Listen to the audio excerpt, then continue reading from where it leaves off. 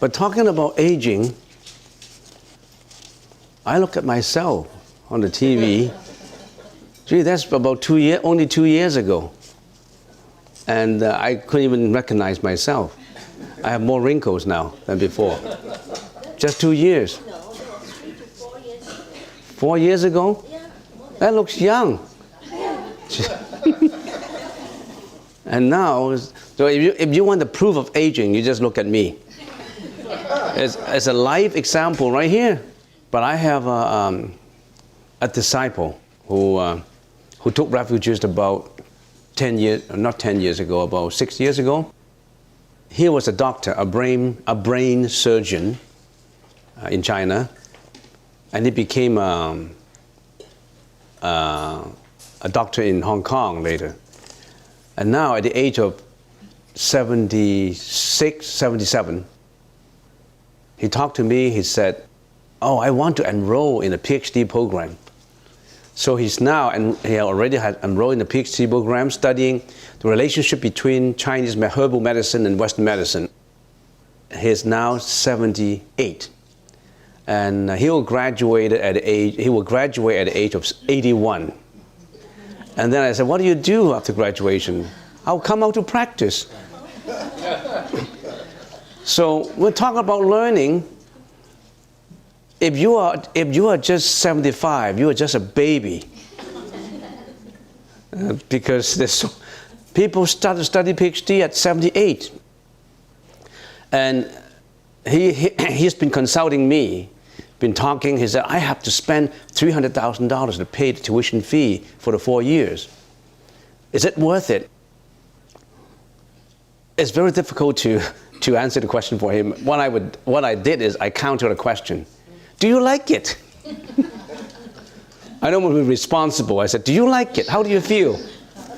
He said, "I like it. Nobody can stop me from doing it." My son and my daughter say, "No, you have to spend so much money, and we're worrying about your health because it's involved in the PhD program. You really have to study hard and you have to write up your thesis." But I'm not afraid of doing that. I can graduate. So he's been phoning me every now and then. I found that recently he gave me phone numbers that didn't work. I tried to contact him. He gave me his dormitory number. I couldn't contact him, and I'm sort of worrying. How come he gave me, on a couple of occasions, he gave me the wrong phone numbers? But anyway, I'll be in Hong Kong later, and I'll be visiting him anyway. So this is just an encouragement. Someone who start to study, to go to university at 78, 76. All right, let me start answering some questions. First question: sending joy and happiness to those who suffer, may they join the path to peace of mind. Yeah, if you can give joy to those who suffer, for example, being a volunteer in a hospice care, we have people in here who like to do that. And Lee's been doing that, right? Going to hospice care to care for the dying patients, and also Daphne has been doing there for a number of years. She even went to Calcutta. I think for a number of years, 2-3 years, she went to Calcutta for 3 months, 6 months, just to care for the dying in India. And that's courageous. That's especially if you're in a foreign land, in India, and you've been doing that. You could be very comfortable in North America, but you went to India and care for dying patients, holding their hands. She told me her experiences of holding dying patients' hand. Some people are afraid of holding dying people's hands. But she's been holding their hands, and she's not just one patient, many patients, comforting them to them. So it's really Bodhisattva way of living. Giving joy and happiness to those who suffer, of course, it's the best. You are actually another Avalokitesvara Bodhisattva, the Nirmanakaya of Avalokitesvara Bodhisattva. You know, a Bodhisattva, a Buddha has three bodies: the Dhammakaya, Nirmanakaya, and Sambhogakaya. Nirmanakaya is the actual body. Buddha Sakyamuni had it's expressed himself as in actual body. In the history of mankind, there's such a Buddha, there's a Nirmanakaya. So if you are practicing giving joy all the time, you're actually another slice, another facet of Nirmanakaya body of Avalokitesvara Bodhisattva, the Bodhisattva of compassion. So that's praiseworthy. That's good that you're doing that. In my mind, holding a dying patient or sitting by the bedside of a dying patient, in my mind, I don't feel comfortable when I'm doing that. But actually, when circumstances come that I have to do it, I don't feel any discomfort at all. I did that. So that is still a blockage to the mental thinking. People don't think we think with restrictions on us, because we're afraid of holding dying people, the hands of a dying person. But when the time comes, you really have the compassion, you would do it. Liking, hating, or being afraid of something could be related to the past life. Yeah, liking, your hobby, something you like, something you hate. Some children were born with certain talent. Some children like piano, some children like violin, some children like to sing. They all have learned that in previous life. They just remember in this life. There are past lives. You have past lives. And it's logical to think that way. If you don't have a previous, how do you have a present? Where do you come from? Time is not just of the present, it's of the past too. Past is not just yesterday or last year. It goes beyond this life, previous life. I just want to do a survey. How many people really, deep in their heart, do believe in reincarnation? You raise your hand. Honestly, you don't have to raise your hand if you don't believe in it. So only about, I would say 60%. There is a 40% who don't believe, not necessarily believe in it. And they may have the question, how do you prove it? You prove it to me. If you can prove it to me scientifically, I believe it. How do you believe in something? How do you believe in something? Let's get into the logistics of believing, the logistics of cognition. How do you believe in something? And you can say, I believe in something if I have seen it, if I've heard it, if I have touched it, I personally have experienced it, then I know, then I believe in it. I haven't seen any previous life. I don't know my previous life. So how can I believe in something that I haven't seen? They don't believe unless their senses have direct contact with them. I think this method of believing is not founded on a good ground. Why? Because there's so many things we haven't seen, we haven't heard, but they exist. Because our senses are limited. There are many, many things that we haven't seen at all, we haven't heard at all, we haven't tasted at all. They do really exist. So we cannot say that we have to see it. We have to directly experience it before we believe in it. If you haven't been to Beijing, you haven't seen Beijing, do you think Beijing exists? If you haven't been to New York, you've just heard about people, because your presumption is, your premises is, I have to see it personally to believe it. You haven't personally seen New York. You believe in the New York existence? You haven't personally have seen your great-grandfather. Do they exist at all? You haven't even maybe you haven't even seen your grandfather, not to say your great-grandfather. You haven't seen your great-grandfather with your own eyes, but you believe them. So that leads to another foundation of believing. I've heard about it. Some people told me, yeah, we also believe in something if it is from a trustworthy source. We believe in it. Because my dad told me that he has a dad, even though I haven't seen my great-grandfather, my grandfather, because my dad told me so. So if it's from a trustworthy source, I believe in it. So that leads us to think, hey, sometimes we believe in something, not just relying on our senses, as long as somebody, a trustworthy source, told us we believe in it. That's how we believe in things. My mom told me, my dad told me. But in this case, Buddha told me. Buddha told me this is what it is. And more than just Buddha, there are other saints, other enlightened beings who told me all these. Not just the single Sakyamuni Buddha. He experiences all these things, and he told me that. So I have reason to believe in a trustworthy source. Unless to say, oh, these are saints, Buddha, I don't believe in it. Buddha doesn't even exist. How do I know Buddha exists? But it's written in history. Do you believe in the history of mankind? It's written in history that Buddha exists. It's just as Jesus exists. Written in history.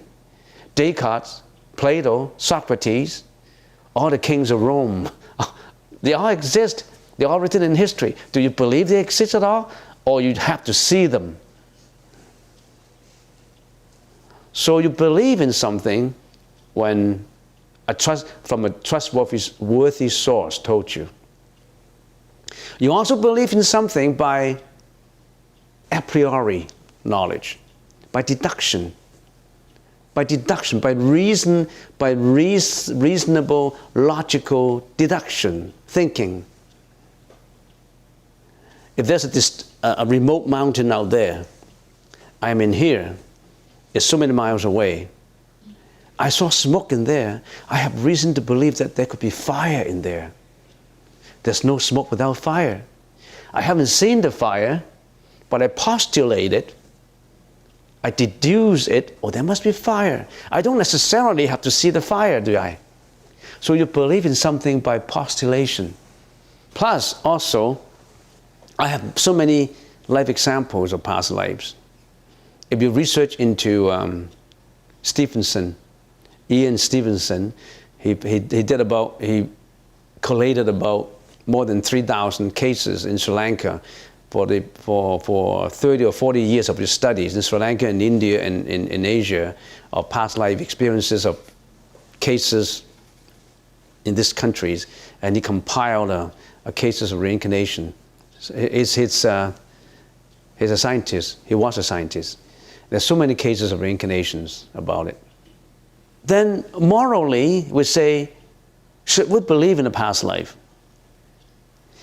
If you don't believe in a past life, morally, the society is at risk. The society will have a problem. You know why? Because I only have this life. As long as I'm happy, I can do what I want.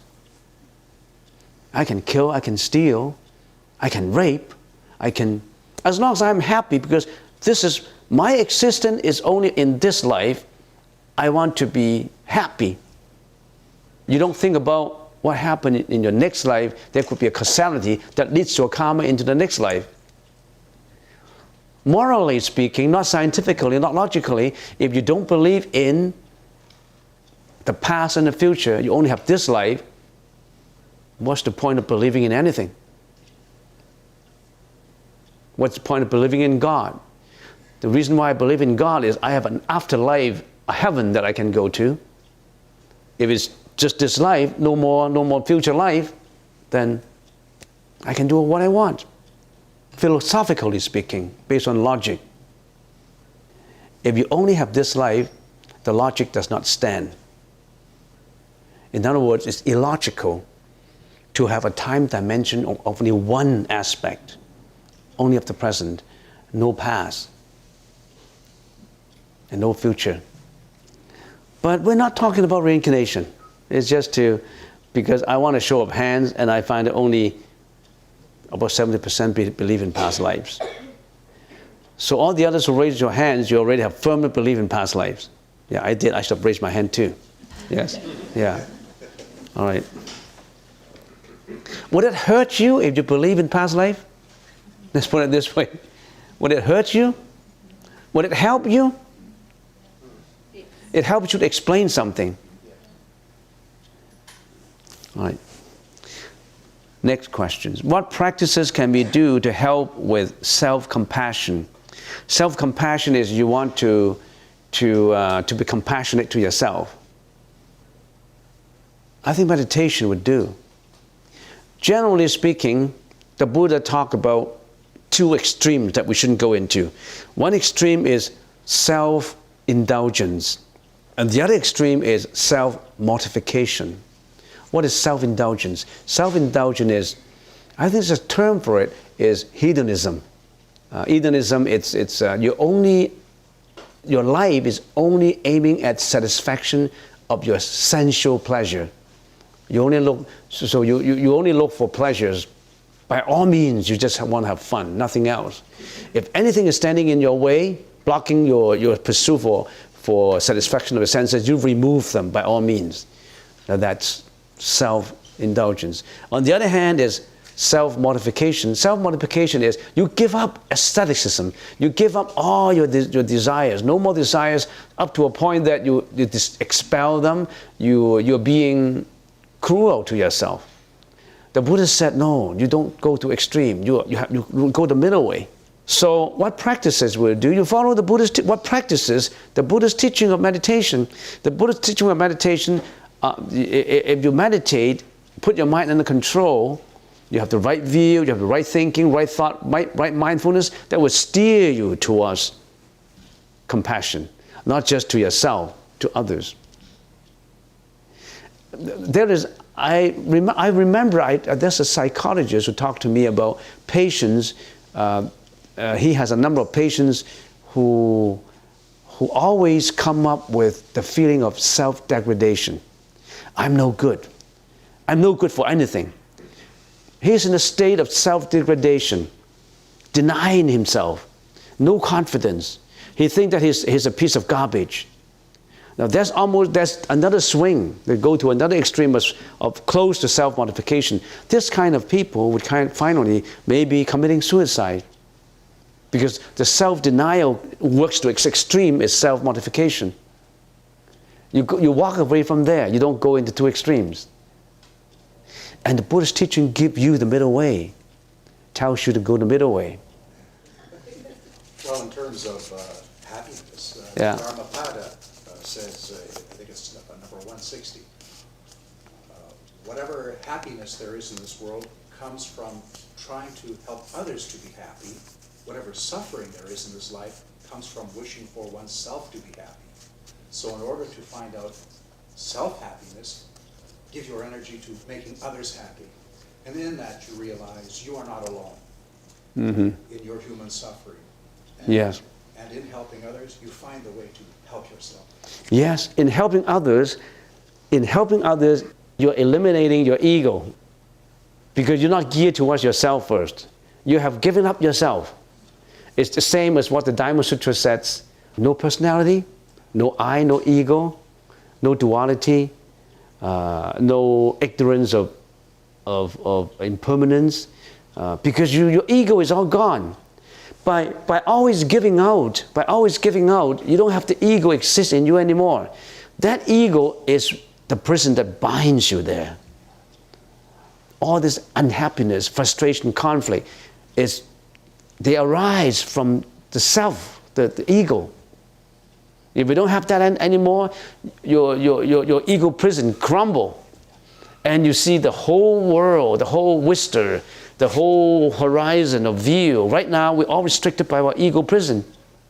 So the Dhammapada is absolutely philosophical and right. Through others, we see that we are part of the world and vice versa. We're part of the world and the world is part of us. Otherwise, caught up in the ego, we're isolated and feel alone, but giving out. Yeah, every hair in the follicle, did you think it's one single hair? It's one entity. In other words, if the body is healthy, that hair is healthy. If that hair is not healthy, it's going to give eczema to you, which I have right now. So it's not healthy. Just one spot is not healthy, the whole body isn't. But what if you are always continuously self-giving to other people to the point where you forget yourself all the time? You're getting into I again. What happened if I give out too much? I worry about, wow, what happened? I don't have any more for myself. You're reverting back. Yourself in a really bad situation that you're kind of focusing on other things and not yourself in the sense of protecting yourself. Well, of course, you always got to think. You have to, when Avalokitesvara is giving out help, there's an I in there. You have to discern when is enough, what is enough. You won't come into a level that you just give and give and give. But for those who are really eagerness, they don't worry about what happened tomorrow. They would continue to do it and continue to do it. It's just like when Albert Schweitzer in Africa, when he's thinking about all these germs and all these epidemic diseases, he won't go to Africa to be a doctor. He forgot about all this danger. Nothing venture, nothing win. If you forget about all this danger, you'll march out triumphantly. If you worry about, what happened to this, what happened to that, I'm going to care about this, then you're restricted. And what happened if you got killed? That Bodhisattva said, if I get killed, so let be it. There's so many levels in being a Bodhisattva. The first level probably say, okay, I got only $10, I can only give 5, I leave 5 for myself. But in the ultimate level, in the highest level, they don't think about, I want to preserve so much for myself first. They don't think about that way. In other words, you have to be intelligent in how you walk the path of purification. Yeah, there's another question down there. Yes? If I do something for people, I think I do also something for myself. Because with doing that, I earn my bad karma. Oh yes, another way you're burning your own karma, your bad karma. Yeah, you're rendering out, you're burning your bad karma. Everybody has a bag of invisible karma behind them. Everybody, no exception. That's why you're here. That bag of karma, someone's karma is very heavy, some is light. You don't know what happened tomorrow. The other day I talked about, there was a very high-level monk, an enlightened monk, who wrote in his autobiography, he says, everything has two aspects. One is self-efforts. The other is other efforts. So using your own self-efforts to practice is limited. You really have to invoke Bodhisattva's help. There's a Bodhisattva and Buddhas who are already out there, and arahats also, who are already out there to help you. You've got to tune in the frequency. That's why we're chanting Om Mani Padme Hum. Don't forget your everyday lesson of tuning. You tune in your compassion radio, the messages from that grand universal compassionate radio, but you've got to tune in. Don't forget to chant every day, for prostration every day. The prostration, don't think that chanting is the most effective, prostration is not effective. Prostration is extremely effective too. It's a kind of meditation. You prostrate very slowly to the Bodhisattva, to Buddha. Your prostration, your repentance, your prayer, your chanting, your meditation, all this counts. So I always tell people, if you spend 1 hour watching television, why don't you spend half an hour just chant? Very important.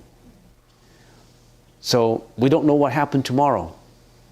Today you're okay, tomorrow I don't guarantee, nobody guarantee. But Bodhisattva and Buddhas, people call them guardian angels in some other religion, they're out there to help you. But you've got to tune in with them.